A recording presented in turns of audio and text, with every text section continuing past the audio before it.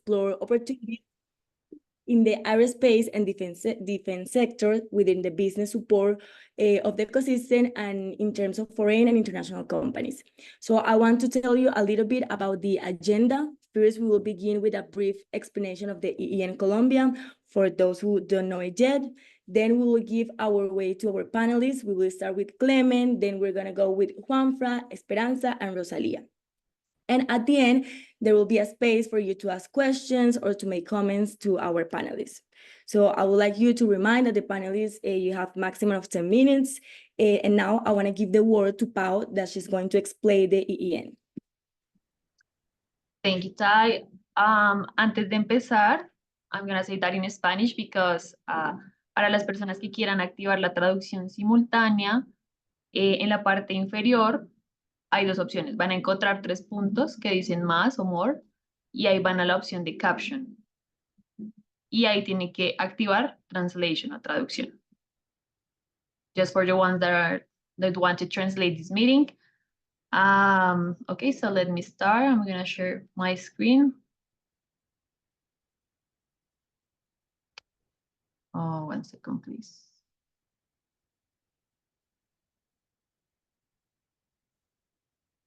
Where is it?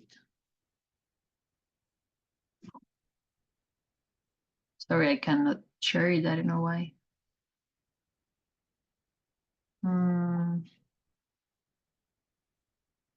No. I think that now you can.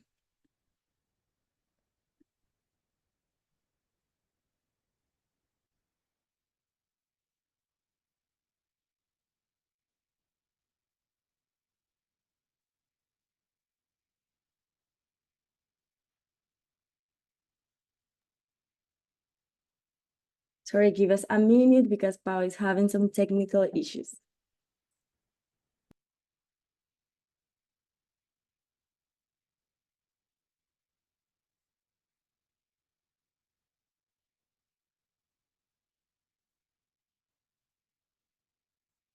Sorry, I don't know what happened. I just leave this meeting. So please tell me if you can see my presentation. Yes. Okay, perfect. Just 1 second, please. Okay, so thank you for the space. Good morning, everyone. For the one that already know the Enterprise Europe Network, this is gonna be a brief reminder of the key objectives. And for those who have never heard about it, I invite you to explore this great opportunity and the opportunities of this platform. So the Enterprise Europe Network is the largest business support in the world, designed to help small and medium-sized enterprises with international ambitions. It has more than 15 years of operation, and it's been administered by the European Commission. And its goal has been to help small and medium-sized enterprises to access and be competitive both in the European and international markets. Something that I believe is truly remarkable of this platform is that it's present in more than 40 countries. And that means it's not just focused for the 27 European members. That means it gives more opportunity to entrepreneurs to connect one to each other around the world. And also this platform offers different services that help like entrepreneurs to have more capacities in areas such as innovation, technology transfer, market intelligence, sustainable development, and among others. This platform has been present, for example, in Colombia since 2 years ago, and in this moment it's being coordinated by Impact Hub Medellin in partnership with the Pontifical Bolivarian University in Colombia. It's also important to say that we work together with a national consortium that is made up of more than 23 public and private entities, for example, including national or binational Chamber of Commerce, for example, in Bogota, Medellin, Cali, also binational like the Holland House, German Chamber of Commerce, national agencies like Colombia, Impulsa, universities, among others. And this is important because it helps us to support and complement our work and allow us to reach more entrepreneurs in the country. A little bit more about Impact Hub, the coordinator. Impact Hub is another global network. It's an incubator and accelerator focused on social impactful business aligned with the Sustainable Development Goal. It was founded in 2005 and it has present in 63 countries around the world. And in Colombia, it's present now in Medellin, Bogota, and Cali. And its objective is to create a meaningful connection and empower entrepreneurs to scale their impact in both in a local and in an international way.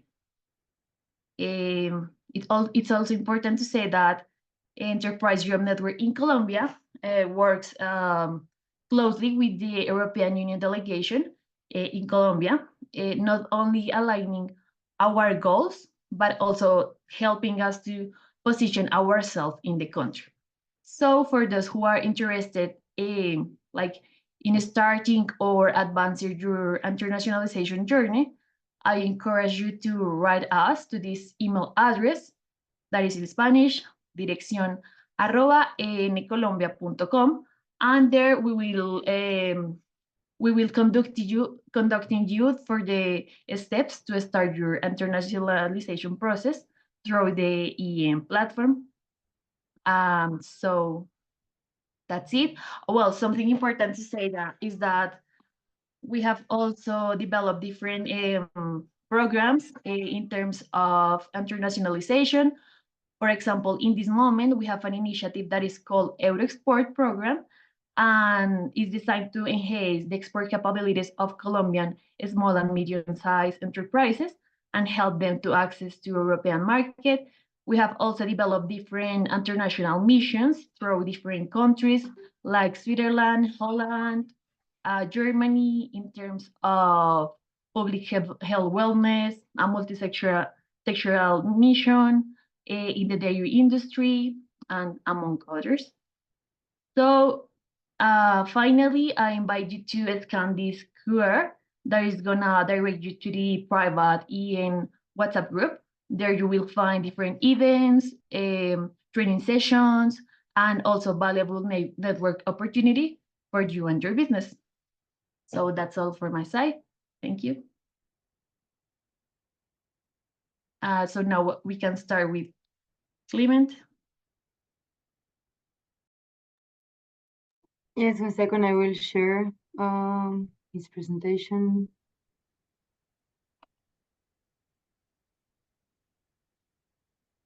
So thank you for having me today to introduce myself. So my name is Clément. Thank you, Rosalia. I work for the Paris Chamber of Commerce. I'm the international advisor for space, aeronautics, and defense. Next slide, please. Attempting to describe, the European space ecosystem in just a few minutes is really an extremely difficult exercise, and we run the risk of being very superficial. So I decided to focus on two aspects in this introduction. First, I would like to present you the two major European programs and institutions in Europe, that is to say the European Space Agency and the European Space Program. Because despite the increase of private demand and private supply with the emergence of a new space economy, the space sector in Europe is still driven by public calls and public fundings. And from an extra-European point of view, I think it's worth having a look at the scopes of each of these two institutions and understanding their raison d'être. By the way, we are also strongly guided in our own activities in EEN by what this institution considers to be their own priorities. So let's start with the European Space Agency, founded in 1975, merging of two entities, the European Space Research Organization and the European Launch Development Organization. And you immediately understand that the European Space Agency was all about, at the very beginning, developing autonomous launch capabilities in Europe in the context of the Cold War. So today, the European Space Agency has 22 member states, marked in dark blue in the map that is displayed. The cooperating states are marked in dark gray. Slovenia became officially candidate in 2023. And as you will know, the ESA borders are not those of the European Union, since countries such as Switzerland, Norway, or the United Kingdom are also members. And you will also notice that the status of cooperating states extends beyond Europe to include Canada. If we can move to the next slide, please, Rosalia. Just so you have in mind, the budget of the European Space Agency, it's more than 7.5 billion. The agency with this budget has a mission to develop for exclusively peaceful purposes, only peaceful purposes, cooperation between European states in the fields of space research and space technology and their space application too, of course. One last word regarding I would say the organization financing. It is based on a fair return principle known as geo-return, meaning that each European Space Agency member state has a guarantee that at least 85% of its contribution to programs will be returned in the form of contracts for companies of its own nation. Can we move to the previous slide? Sorry, Rosalia. And if we have a look at the different mission of the European Space Agency, of course, space science, you have maybe heard about the last mission of JUICE, Jupiter Icy Moons Explorer, will make detailed observation of the gas planet, so Jupiter. Human and robotic exploration, you have probably heard about ExoMars, a program led by the European Space Agency in collaboration, of course, with the NASA from the United States. Observing the Earth, it's interesting to maybe to say a few words about it, because actually the European Space Agency works hand in hand and very closely with the European Space Program. And Copernicus is maybe the best example for that, because even if it's under the control of the European Space Program, it's the European Space Agency which is responsible for the development of the space segment component of Copernicus, so the satellites Sentinel-1, 2, 3, and also partly responsible for the ground segment. Connectivity, satellite navigation, of course, you have probably heard about Galileo. In this case, also ESA is responsible for the definition, the production, and in-orbit validation of Galileo space segment and the associated ground segment, once again. And last mission of the European Space Agency, the space transportation, as you probably heard last summer, July the 9th, 2024. The first Ariane 6 rocket was successfully launched, and it is restoring Europe access to space. Can we move to the next slide, please? Next one. And the second institution, which is very important, it's the European Union Space Program, which is composed of EU satellite navigation system, Galileo and EGNOS, the Earth Observation Program Copernicus, we already said a few words about it, the EU governmental satellite communication GovSatcom, which which aims at ensuring the long-term availability of secure governmental satellite communication services. This GovSatcom system is based on the pooling and sharing of existing governmental and commercial satellite communication capacities. IRIS-2, which is the infrastructure for resilience, interconnectivity, and security by satellite. Basically, it's a multi-orbit satellite internet constellation to be deployed by the European Union by 2027. and it is a direct response to the increasing number of satellite internet constellation, like Starlink, for instance, of course. One word about space situational awareness, which is made of many subdomains. But maybe the most important one is called SST, Space Surveillance and Tracking, which is actually a system of network sensor to survey, track space objects. So you have something like 200 organizations that are receiving the SST services and information for collision avoidance, re-entry analysis in the atmosphere, fragmentation analysis. And this is, the main focus on space situational awareness. And one last word before jumping to the last slide, to say that the European Union is also promoting some financing initiative.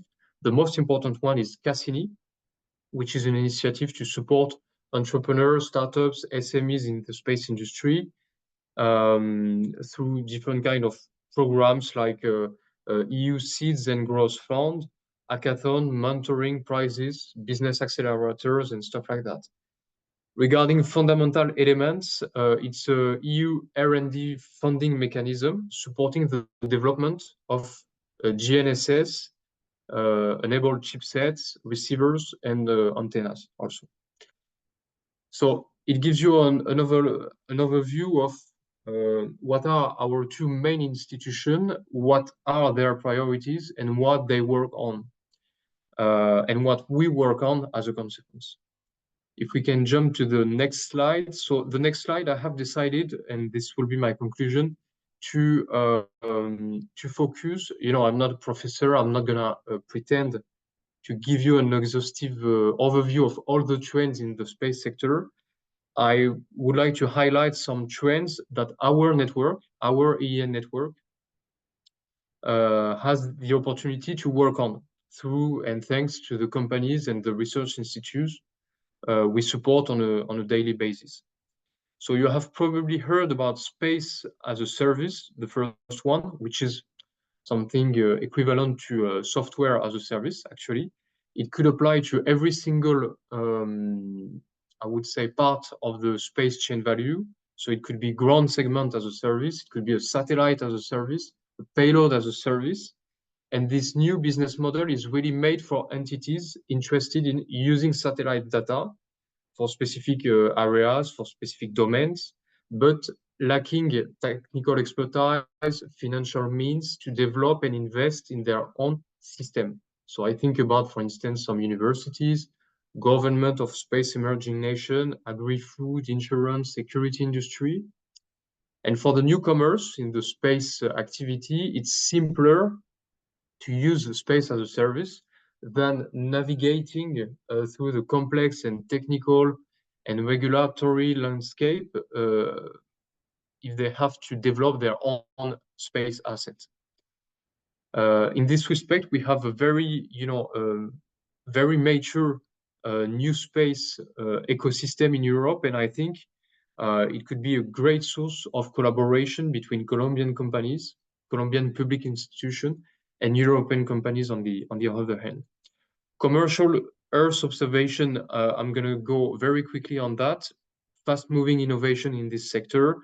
Probably the main driver for Earth observation development in Europe is sustainability. When you have to monitor, agri-food and rural development, water resources management, climate resilience, marine resources, gas leakage, forest, shape. For all these sustainable activities, you absolutely need Earth observation data. And once again, I think this is probably an area where Latin America companies and public institutions can at the same time take advantage and enrich the European expertise in this field. One very quick word about autonomous access to space, because once again, I think there is room for collaboration between our two regions, continents, countries, to to reach the goal to have an autonomous access to space, there is currently in Europe a proliferation of what we call spaceports projects in the United Kingdom, in Norway, in Portugal, in Germany, maybe forgot Sweden, with onshore and offshore platform, with horizontal and vertical launches. So many different projects. We can also mention in France, in the French Guiana, the modernization, the transformation of the launch pad we call the diamond, as part of our France 2030 project. So there are many actually modernization ongoing projects. There are also some companies in Europe, like Space Dream, for instance. They develop, spaceports and launch capacities to be able to launch somewhat everywhere, launcher and from all sides. And I'm mentioning this trend because once again, these projects require a large variety of cross-industry companies in the fields of mechanics, assembly, integration and test, manufacturing of ground equipment. And I think this is very interesting for Colombian counterparts to have a look at it. Space resource utilization, or what we call in situ resource utilization, it's everything related to the utilization of resources from the moon, Mars, and other bodies in situ or elsewhere in the solar system. One of the key challenges is the unique cross-disciplinary nature of space resource utilization, because it integrates space system, robotics, automotive solutions, material handling, chemical process engineering, and as we are talking about very low TRL, it's also an open door for research institute to work on this project. And last but not least, let's talk about the next generation launcher. Of course, the micro launcher, the nano launcher developed by the new space companies. In their position, they have to build an entire supply chain value from scratch to manufacture this vehicle, and they don't have internally the world expertise in every single technology, in every single component. And even the most traditional actor, the biggest actor, the primes, they are facing new challenges also, starting with the development of partially reusable launcher. And this unique objective, without mentioning the others, opened the door to a large variety of cooperation on innovation materials, thermal protection system, data acquisition, to monitor the health of the structure, modular and avionics for GNC, guidance navigation and control system, and so far and so on. So you see that and this will be my conclusion, through the trends that we are working on only with EEN clients, there is room for cooperation under the umbrella of the European Space Agency, under the umbrella of European Space Program, to develop this technology, not only with European companies, but also with international companies. Thank you very much. And I let you the floor. Thank you very much, Clement. Thank you for your presentation. Now we can go with Juanfran. Hi, thank you very much for inviting me to this webinar. Can you hear me well? Yes, perfect. And I'm trying to share the presentation. Now we see it. Fine. Mm-hmm. Perfect. So my intention here is to give a brief overview about the possibilities for aviation within the European Union funding program. And Colombia is eligible for funding, of course, as a country, if they participate in most of the programs. Let me move to the next one.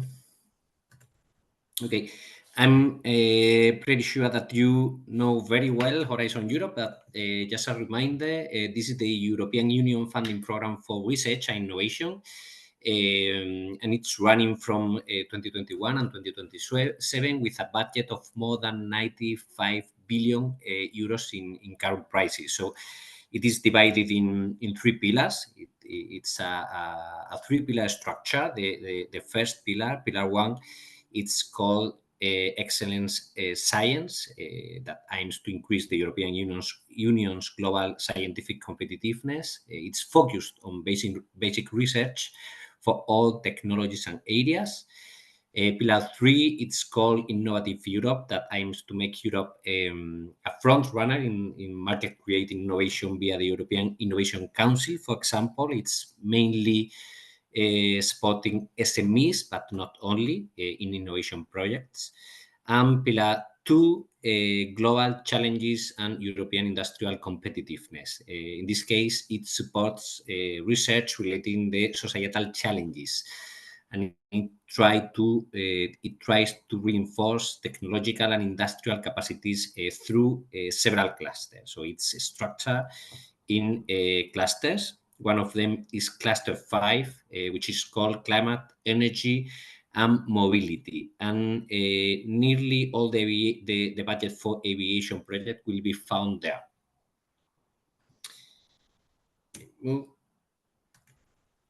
Yes. If we go into the detail of this cluster 5, as I said, it is also divided in several destinations, several blocks.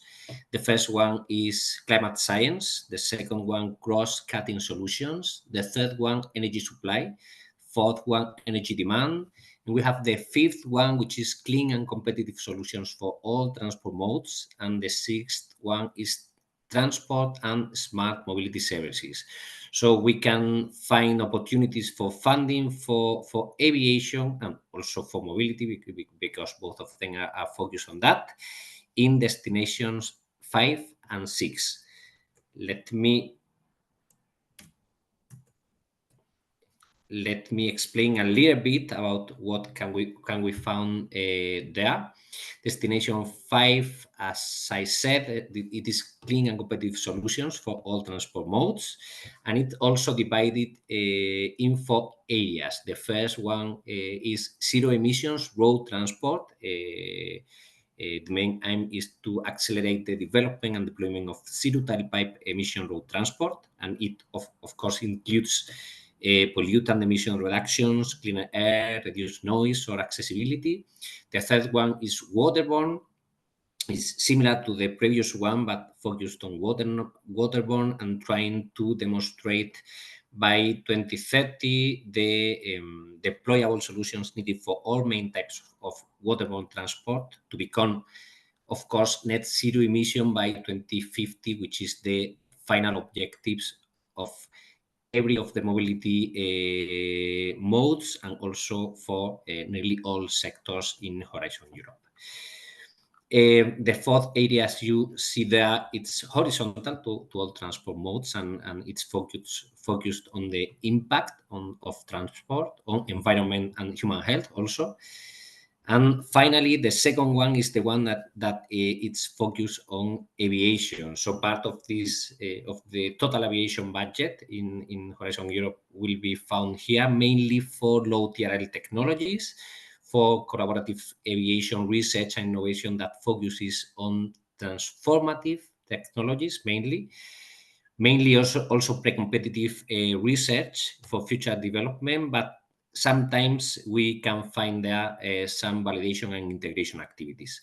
There are 4 main impacts that have to be generated by the technologies or the topics addressed under this area, aviation, which are to reduce by 2035 the 30% in fuel burn, but also in CO2. We have also the opportunity to develop disruptive technologies entering into service by 2035 as well as 2050, of course, and based on new careers, hybrid electric architectures, next generation of ultra high efficient engines, and in most of the cases, new aircraft configuration. We will find also opportunities to study and understand the aviation's non-CO2 climate impacts, which are very, very important for the aviation sector, and of course to maintain the global competitiveness of the participant in the sector. All of them, as I explained, all the technologies that can be addressed here will be low TRLs, from TRL1 to TRL4 mainly, because the higher TRLs will be funded under other instrument, other initiative that I will explain later.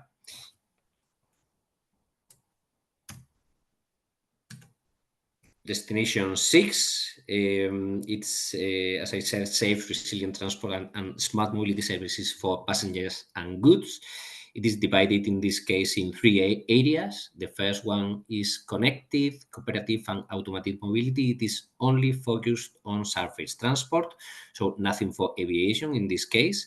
The second area is multimodal and sustainable transport systems for passengers and goods. The same, we don't have opportunities for aviation there, but we have the third area, which is safety and resilience, and it's per mode and across all transport modes. So everything related to aviation that address topics regarding safety and resilience will be found here, and will be connected with the technologies that are developed under the project of Destination 5. So these are the opportunities that can be found in one of the part of the cluster 5, which is the open work program for a lot of sectors, but one of them being one of them aviation. But there are more opportunities for this aviation sector out of this work package, work program, cluster 5. The most of the budget of aviation goes to the institutional partnerships, which are entities or joint undertakings under the European Union legislation, and they are public-private entities that manage a very big budget for specific purposes. In this case, we have 2 of them. One of them is focused on the construction, if I can say that, of new aircrafts, and the other one is focused on air traffic management. There are another 2 partnership. One is for rail and one for hydrogen. They are not focused on aviation, but from time to time there are some synergies or technologies for aviation, mainly in the hydrogen partnership that can be interesting for aeronautics entities. A few words about the first partnership, which is called Clean Aviation, with 1.7 billion euros from European Union budget. As already said before, low TRLs are found under Destination 5 or work program cluster 5, and higher TRLs will be found here under this partnership, always ensuring the complementarity and avoiding the overlapping of technologies. It is based on 3 key thrusts. The first one is hybrid electric architectures. The second one is ultra-efficient aircraft architectures. And the third one is focused on hydrogen. It is focused on disruptive technologies to enable hydrogen powered aircrafts through hydrogen combustion or fuel cells. It has 2 clear horizons towards the climate neutrality that the European Union is looking for 2050.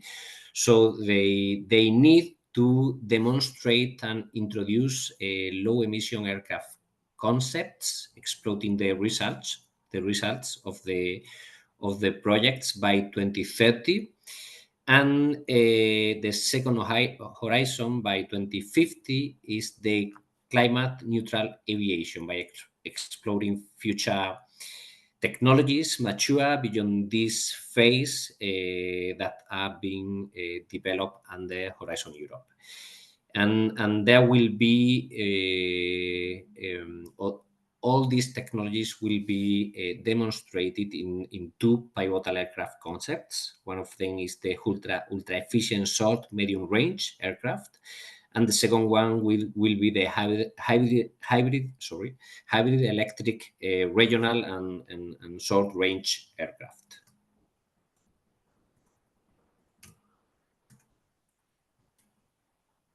I'm not going to go into the detail of the calls, but just for you to know, this clean aviation has two phases. The first phase to develop concept, technology options, and trade studies. It has been already closed. So the last call was at the beginning of this year, with nearly half of the total budget. And the next phase, which is the phase to accelerate the technology maturation through integrated demonstration, start next year. So the first call is in February, March of 2025. And we are now working on defining the work programs and the topics and the technologies that will be launched in this call, with around 300 million euros. I think there will be another one in 2026 and another one in 2027, and will be the last one.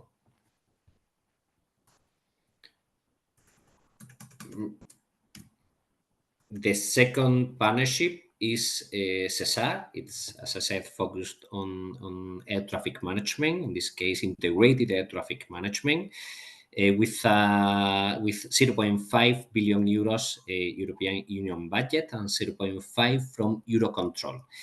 These partnerships aims to digitally transform air traffic management to make the European airspace the most efficient and environmentally friendly sky to fly, including the new actors such as the UAVs in the airspace. Sorry, I cannot move it. Yeah. Just for you to see what kind of activities can be addressed in this partnership. They are the connected and automated air traffic management, the air ground integration and autonomy, capacity on demand, and dynamic airspace. We have, of course, this new issue, which is the U-space and the urban air mobility, and for sure everything regarding the cybersecure data sharing. I think this is my. Let me check. I think this is my last slide. So I prefer to stop here, if you don't mind, because I have to leave in 5 minutes, and I prefer, if you have any questions, I'm happy to answer for sure.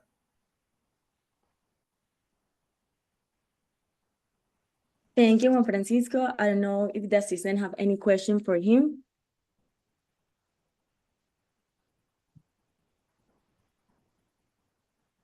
Everything was very clear for everybody, or nobody understood anything what I said? Yes, I think, Juan Francisco, that it was really, really clear. So thank you so much. Now we can continue with Esperanza, and thank you for your assistance here, Juan Francisco. Thank you very much.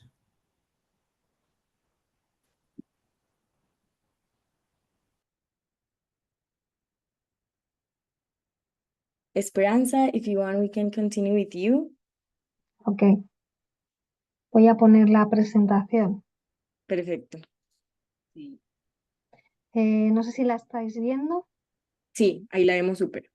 Pero la vemos en modo, no la vemos en modo presentación aún. ¿No? No.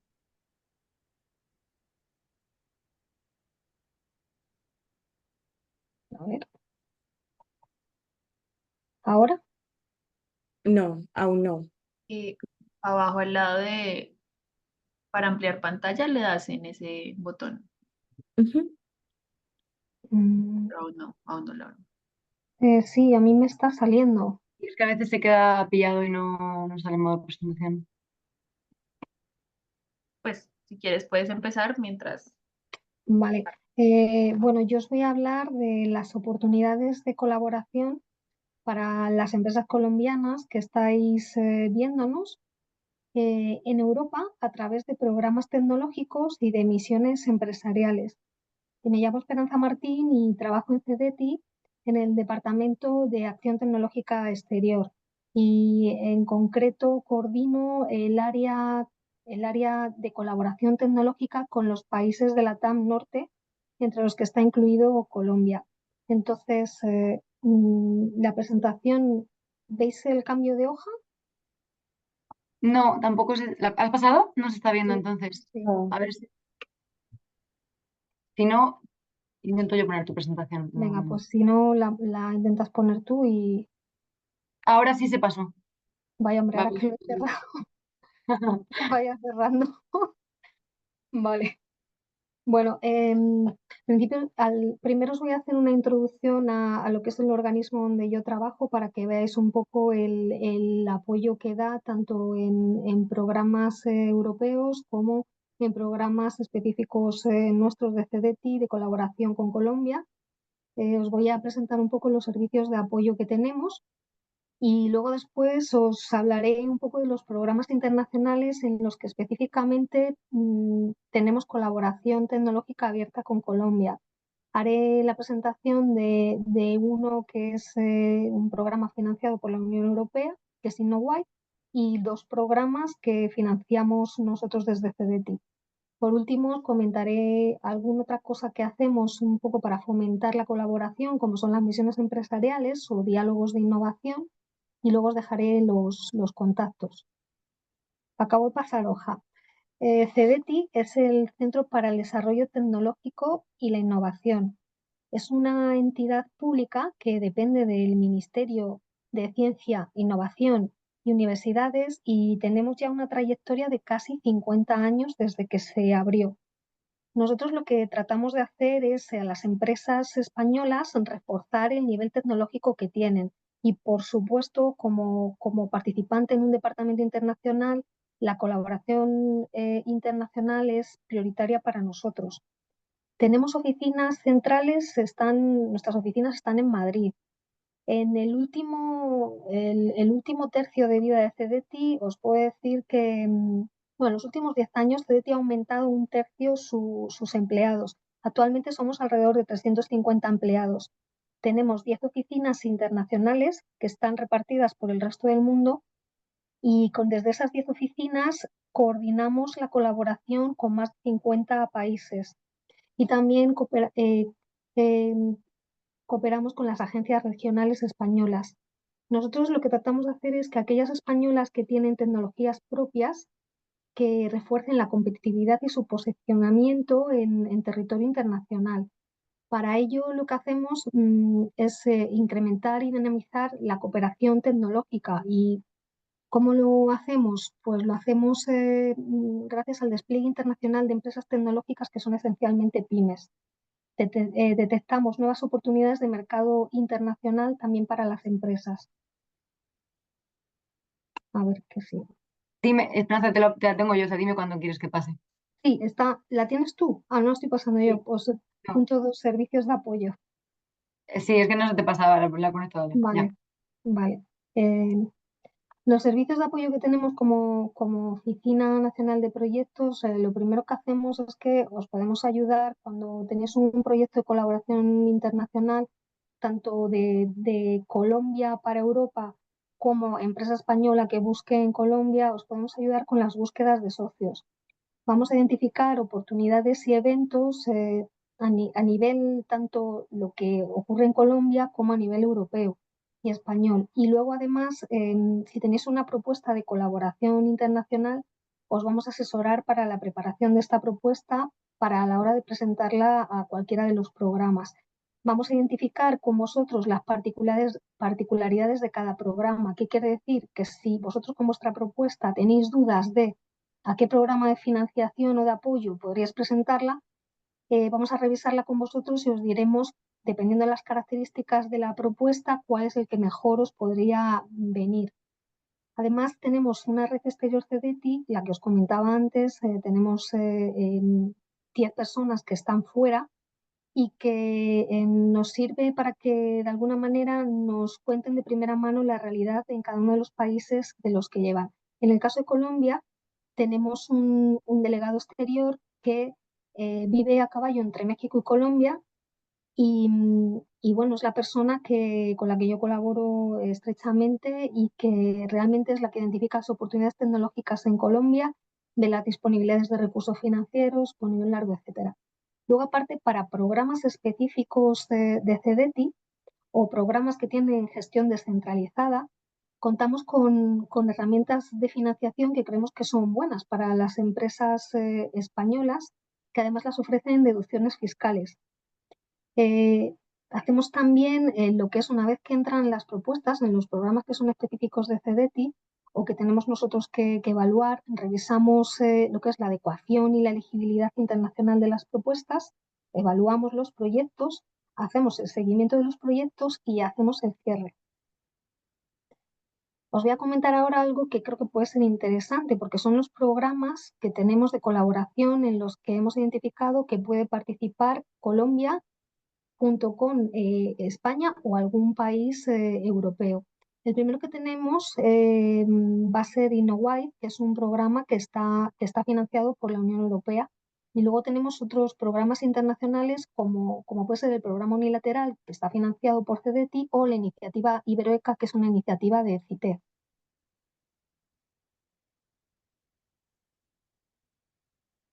¿Se pasa a la otra hoja o tampoco? ¿Cuál quieres? ¿InnoWide? Pasamos a la siguiente hoja, sí, que viene ahora. No sé si estás viendo mi pantalla, Esperanza. No, espera, ¿sabes qué pasa? Que soy yo entonces, que estoy viendo. Vale.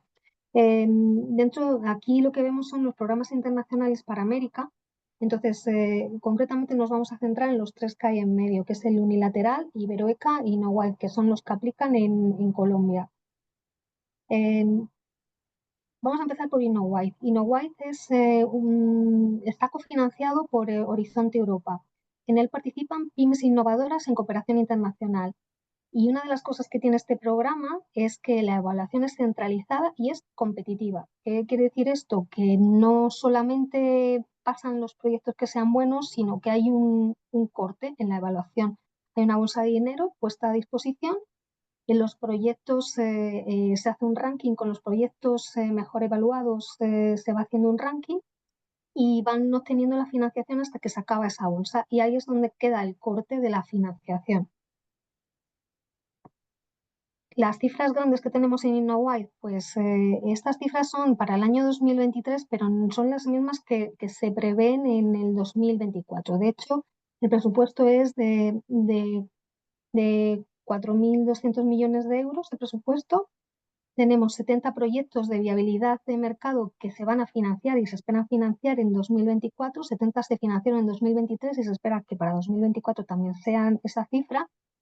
Y hay un presupuesto fijo vía subvención para la empresa solicitante de este programa, que son 60.000 euros.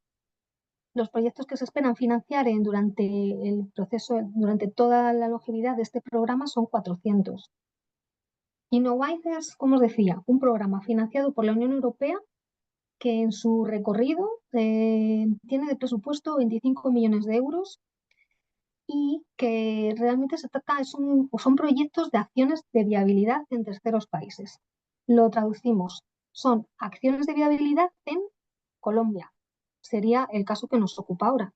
Bueno, tanto Colombia como podría ser, hay más países latinoamericanos en los que se podría participar, pero nos vamos a centrar en Colombia. La colaboración, por tanto, es transcontinental y el core es I+D o negocios.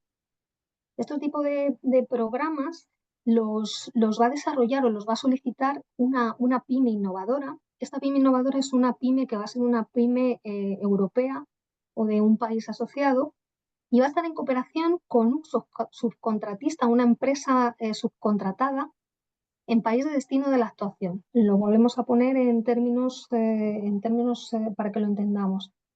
La empresa subcontratada puede ser una empresa colombiana Y luego deciros que, aunque no tiene enfoque geográfico o tecnológico, en nuestro caso lo vamos a aplicar a Colombia, claro. ¿Qué significa proyectos de viabilidad de mercado? Pues significa que en este proyecto hay que hacer una valoración técnica de mercado, legal y o socioeconómica en inicio, antes de desarrollar una solución tecnológica y que la pyme vea si esa solución tecnológica tiene viabilidad. Y hacer ese tipo de proyectos que es más grande y bueno, necesita unos recursos mayores, pues haríamos este tipo de proyecto y veríamos si tiene viabilidad o no. Y por otro lado, además, también veríamos si el producto, el servicio desarrollado, pues resulta que se va a poder comercializar y que lo que es la cooperación que se ha desarrollado entre las empresas participantes, que realmente se está dando bien. O sea, que tiene un futuro de poder seguir fomentando una buena colaboración en I+D. Como os decía, es interesante este tipo de programa porque si vosotros tenéis en cabeza una idea hacer un desarrollo tecnológico grande, realmente haciendo este inicio con este programa, pues podéis ver si realmente es una actividad con recorrido largo y puede ser exitosa. Los beneficiarios son una pyme de un país de Horizonte Europa o un país asociado. ¿Qué quiere decir esto? ¿Que Colombia no es beneficiario? Pues hombre, directamente no es beneficiario porque no le van a dar a él lo que es el importe de la subvención. Pero evidentemente si va subcontratado por la empresa europea asociada que ha presentado la propuesta, pues ya tendrá sus acuerdos y evidentemente claro que es beneficiario, aparte de pues todo lo que representa en hacer un proyecto de colaboración internacional. Este tipo de programas tiene una duración máxima de 6 meses, son cortitos, y la subvención es fija de 60.000 euros. Son unos proyectos donde su presupuesto elegible es mayor de 86.000 euros. Están alrededor la media de unos 90.000 euros este tipo de programas, de proyectos. Y las convocatorias son anuales, se suelen hacer en otoño. Dentro de la tipología de InnoWide podemos ver dos aproximaciones, las hemos visto antes un poco rápido. Nos va a servir para comprobar si tras hacer el proyecto de I+D, este proyecto puede tener un resultado positivo para ser comercializado en el país objeto de mercado, de producto. Y también nos va a servir para ver la evaluación de la futura colaboración de I+D entre las empresas participantes, para valorar si el socio local o la entidad subcontratada en Colombia y la empresa que va a hacer la solicitud en Europa, si realmente pueden colaborar en un futuro proyecto internacional de I+D con resultados positivos. Entonces, resumimos un poquito, ya lo he dicho, pero porque lo veáis. Son dos participantes, uno en el país europeo o asociado, el siguiente sería Colombia. Es monobeneficiario en el sentido de que lo que es la ayuda se le va a dar al país, al solicitante en el país europeo, y que tiene 6 meses de duración y un coste medio de proyecto de 90.000 euros. Os dejo aquí lo que sería el calendario de llamadas, donde veis que está abierta este año hasta el 15 de octubre. Son llamadas que se hacen todos los años, entonces, bueno, pues si hay alguna idea de proyecto, se puede ir trabajando en ella. Si no se llega este año con la idea en octubre, pues se puede ir trabajando en ella para presentarla más adelante. La resolución prevista de este programa es en febrero para que inicien los proyectos en abril o mayo. Os dejo también aquí por si luego cuando tengáis las diapositivas, si queréis ver un video tutorial que os va a facilitar lo que es el aprender cómo se hace la solicitud. Y ahora vamos a pasar a ver los siguientes programas. Los siguientes programas vamos a ver primero el programa unilateral con Colombia. Este programa está financiado por CEDETI. Se trata de proyectos en cooperación tecnológica que tienen certificación y seguimiento unilateral. ¿Por qué? Porque realmente el organismo gestor del programa es CDT y es el que va a revisar desde el inicio del proyecto a hacer un seguimiento y un cierre. Son proyectos bilaterales porque aquí participaría España y participaría Colombia. Tienen socios en 2 países diferentes, como hemos visto, y no se encuentran dentro de lo que sería un programa multilateral porque solo hay 2 socios, o un bilateral porque no tenemos en concreto para este programa un acuerdo firmado con un organismo colombiano que respalde o que de alguna manera sea el organismo gestor del programa en Colombia. La siguiente punto es una convocatoria para Colombia, es una convocatoria cerrada y es necesaria una cooperación internacional efectiva. ¿Qué quiere decir esto? Que tanto la participación española como la participación colombiana debe tener sentido dentro del proyecto y deben ejecutar las actividades que digan que van a desarrollar. El seguimiento lo va a hacer CDT en ambos países. Hay una reunión de inicio de proyecto y luego al final, en la reunión de inicio de proyecto se hace en las instalaciones de la sede de la empresa colombiana, pues de esa manera también se ve la empresa colombiana, se ve que cuenta con medios tanto materiales como tecnológicos y físicos para desarrollar el proyecto.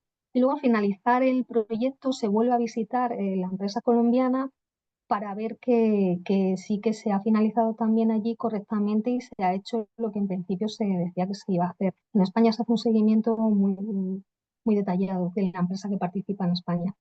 Y luego se finaliza con unos informes de dimensión internacional, que los hace el delegado nuestro que tenemos allí.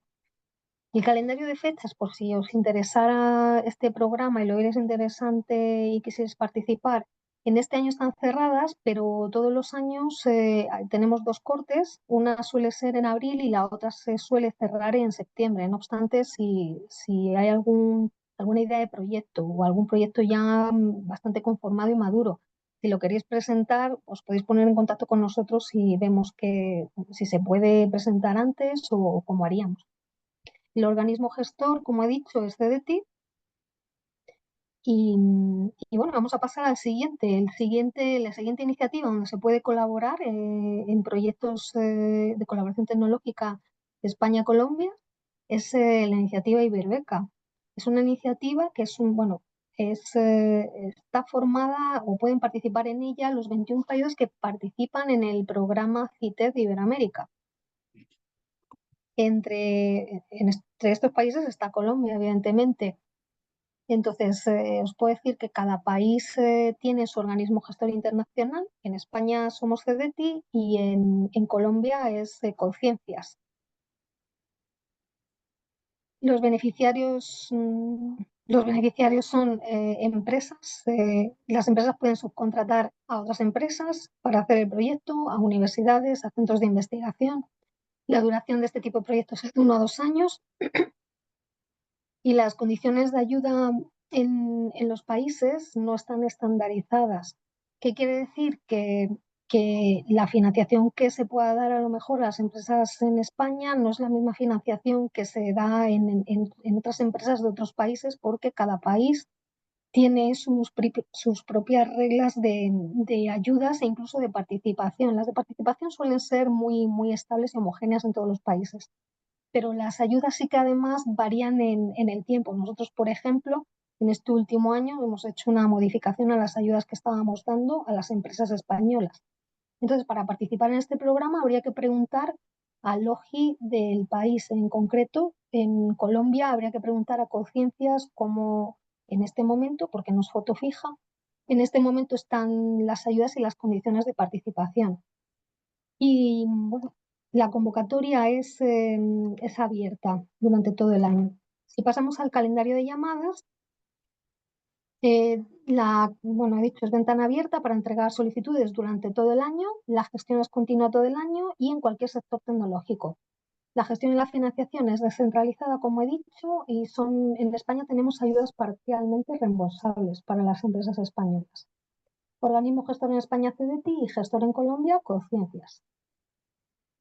Luego, por ver un poco qué cubre estos dos programas últimos que os he dicho, qué tipo de gastos cubrirían, pues tenéis gastos de personal, gastos de material, gastos de patentes, costes de consultoría, gastos de funcionamiento, gastos generales y gastos de auditores. La elegibilidad para poder participar en estos dos tipos de programas, pues os comento, las ayudas de CDTI se hacen a empresas. Además, las empresas podrían, como comentaba antes, subcontratar a universidades, a centros tecnológicos, a organismos públicos de investigación, siempre subcontratados. En Colombia habría que preguntar cómo están ahora las condiciones, pero son también las ayudas a empresas y las empresas también, si no lo han cambiado, también podrían subcontratar y no creo que lo hayan cambiado, o sea que seguramente será igual. ¿Para qué el core de lo que se va a financiar, en lo que va a versar el proyecto? Pues es la creación y mejora significativa de procesos productivos de productos o servicios. Todos ellos tengan un plus en I+D sobre lo que ya hay actualmente en el estado del arte. Presupuesto mínimo en España para la empresa socia española es de 175.000 euros. O sea, si el proyecto es de 250.000 euros, imaginaos, pues a lo mejor la empresa española como mínimo tendría que ejecutar un 175.000 euros de ese proyecto. Y la empresa colombiana, lo único que hay que respetar, para que sea colaboración efectiva, una participación de un 70-30%. Si España hace un 70% de ese presupuesto, del presupuesto global, en Colombia estaría el 30% o al revés, pero siempre en esa horquilla, metidos en esa horquilla. La duración de proyectos es de 1 a 3 años y las empresas que participan tienen que ser independientes entre sí. Y luego, financiación, solo os voy a decir que es para empresas españolas, es crédito parcialmente reembolsable de hasta 85% del presupuesto elegible y hay un tramo no reembolsable de un 30% de esta cantidad. Vamos a pasar a la siguiente diapositiva y ya os voy a explicar lo último, que es otra forma que tenemos de alguna manera potenciar lo que es la colaboración tecnológica internacional. Lo hacemos a través de diálogos de innovación. Es una herramienta que hemos llamado así, que realmente se basa en misiones que hacemos. Pues os explico esta, por ejemplo. Esta fue del año pasado, estuvimos en Colombia, a finales no, en octubre, el año pasado en Bogotá. Hicimos un diálogo de innovación en economía circular y descarbonización. Por lo general, estos diálogos de innovación es un punto de encuentro entre actores relevantes, en este caso fue entre España y Colombia, en un sector concreto que pensamos que es un sector que interesa a los dos países. Suelen ser cuando se hace este evento, se suele hacer en físico, o sea, nos desplazamos hasta Colombia en aquella ocasión, el año pasado, con empresas y otros agentes españoles y también lo retransmitimos online. La participación de los agentes que tuvimos fue participación institucional, hubo también agencias públicas de innovación, representantes sectoriales como plataformas tecnológicas, empresas y centros tecnológicos de investigación y universidades. Y los objetivos de este diálogo será, en esta ocasión, presentar las capacidades tecnológicas del tejido innovador tanto de España como de Colombia, dar a conocer la situación y los retos en ambos países y además encontrar sinergias de colaboración. Y bueno, es un poco un resumen de los programas que tenemos, tanto a nivel europeo, ampliando lo que ya habían comentado mis compañeros, como a nivel propio de nuestro CDTI para la colaboración tecnológica con Colombia. Si necesitáis o queréis contactarme, pues aquí tenéis tenéis los datos de Germán, que es el delegado en Colombia, o los míos, que soy Esperanza. Y nada, gracias por escuchar. Espero que os haya resultado interesante. Muchísimas gracias, Esperanza. Now we're going to go with Rosalia and we're going to take 10 to 5 minutes more. If the panelists have to go, you can let their emails in the chat so the people can have it. But thank you so much, Esperanza. Now, Rosalia, you can continue. I promise I'm gonna be very fast, as always. Wait. Just let me know if you can see my screen in presentation mode. Can you? No. It's not, no? No, I don't see it. Now I see it. But, so now you see it Yes. in presentation mode. Okay. So, yeah, thank you to the Enterprise Europe Network Colombia for the invitation to this webinar, and of course our speakers from CEDETI, Juanfran and Esperanza, for being today with us, and Clement for arranging the whole thing. My name is Rosalia Vicente. I saw in the attendance list that many of you know me already, but I am project manager at Madrid +D, and we are not only coordinators of the Enterprise Europe Network in Madrid, but also national coordinators of the EN in Spain. Furthermore, I'm currently co-chair of the sector group Aerospace and Defense of the Enterprise Europe Network, and I will explain in a second what is the sector group. I'm not going to stop too much about talking about the network because Paola explained it at the beginning of the webinar.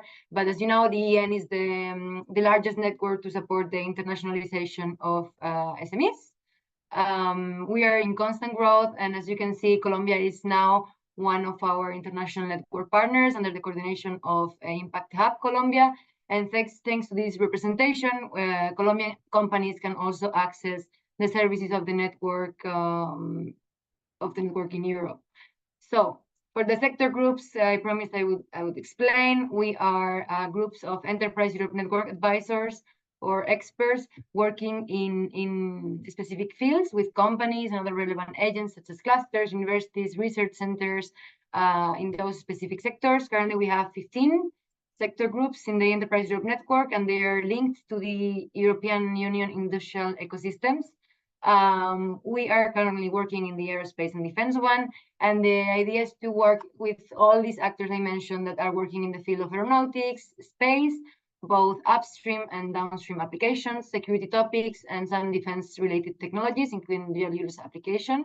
Let's say we work together as a network within the network, within the Enterprise Europe Network, because we meet periodically twice a year on site and more often online. We organize activities, especially designed for our clients in those sectors, facilitate the interactions amongst our ecosystems and clients.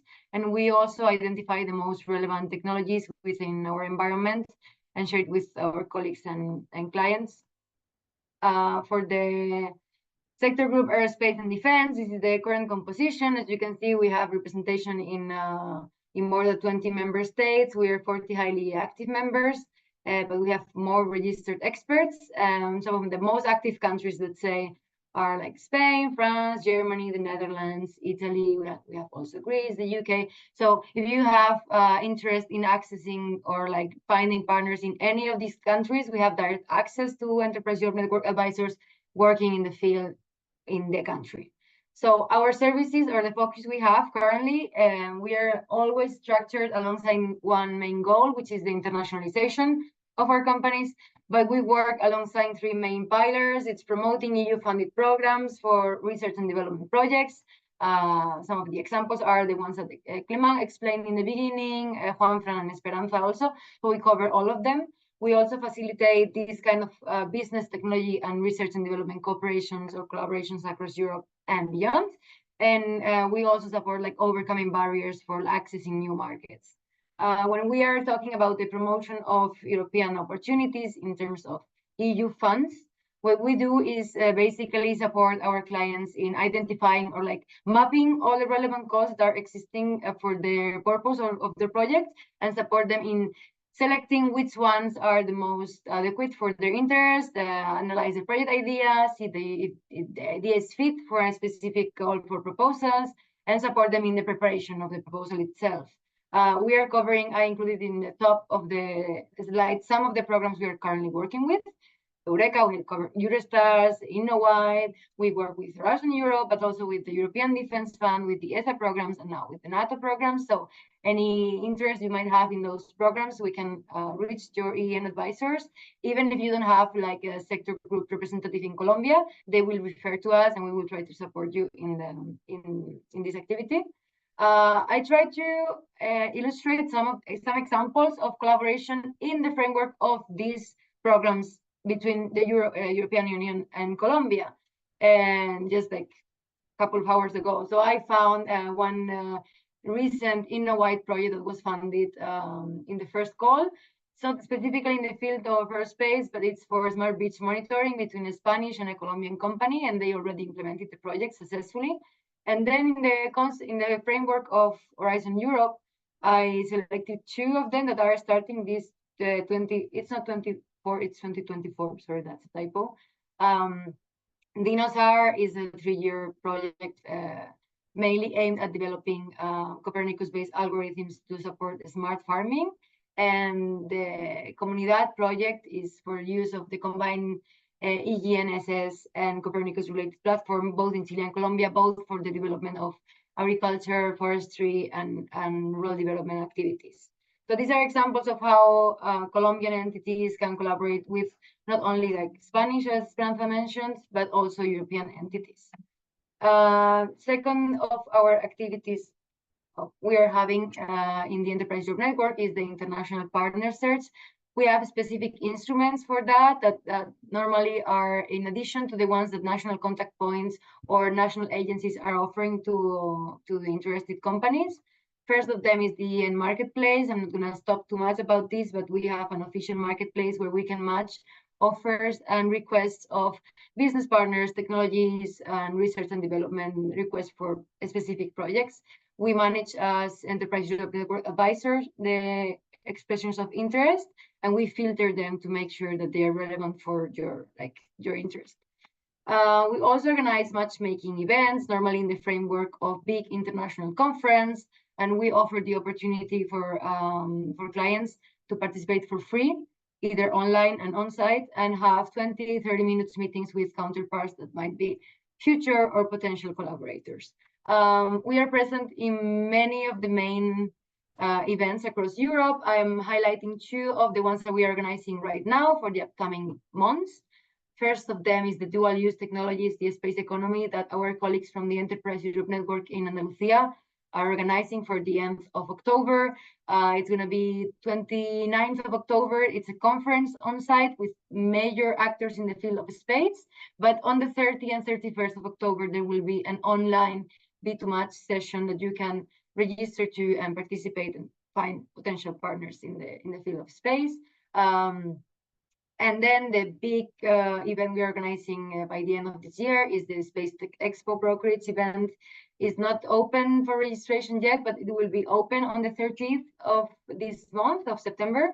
And it's basically the official brokerage event for the largest dedicated space technology fair across Europe. So if you are working in the field of space and you are interested in like growing internationally, you should probably attend the event and the brokerage. We also, as I mentioned, we are in Space Tech Expo. We will be also working in some defense-related fairs, such as FEINDEF next May in Madrid, and the FEA next May also in Athens. It's a bit an overlap for those big fairs, but we will organize online brokerage events you can participate in if you're interested in the field of defense or dual-use technologies. Another instrument we have are company missions, our mission that we organize similar to what Esperanza mentioned of the Diálogos de Innovación, but we select a group of companies that are working in a specific sector and try to send them to a specific market. We also host reverse missions, which means we can host also groups of companies from Colombia in this case. I wanted to highlight the example we have from this past April, when a delegation from Colombia came to Madrid, to Spain, and visited our colleagues. I think I saw Carlos around there. He's my colleague in charge of the ESA Business Incubation Center in Madrid.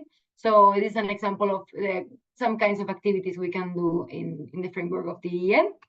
And we have also the Aerospace and Defense Technologies Catalog. This is an initiative we launched last year, and the purpose is to select the best technologies we have across the sector group, put them in a catalog, and disseminate it amongst our colleagues and clients.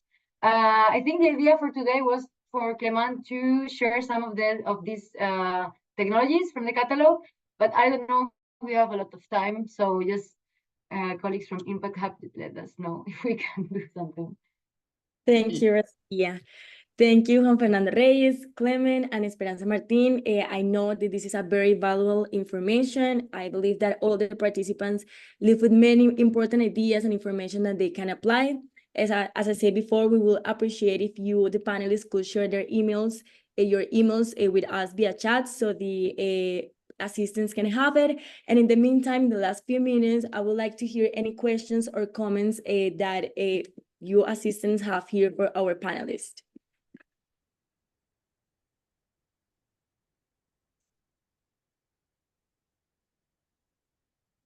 I'm sharing my email on the chat, right? Yes, in the chat. Perfect. And we will, I don't know, maybe they're interested in receiving the presentations. I have no problem with that if you need to send it to our participants. Perfect, no problem. We have received it, so thank you. Voy a decirlo en español. No sé si los asistentes del evento tienen alguna duda, alguna pregunta, algo que quieran comentar aquí para nuestros panelistas. Yes, Jesus, we're going to share the presentations.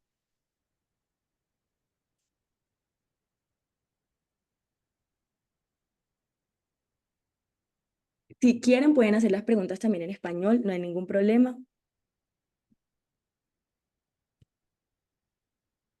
Bueno, si todo quedó claro y no tenemos ninguna pregunta, thank you all for participating, to our panelists, to the companies that are connected to the whole webinar. We invite you to keep in touch with us. We invite you to link the EEN. In the chat, we're gonna share with you our webpage and the email address. You can contact us. And thank you so much to everyone that have been here in the webinar. Thank you. Thank you both. Thank you, Bye. Carmen.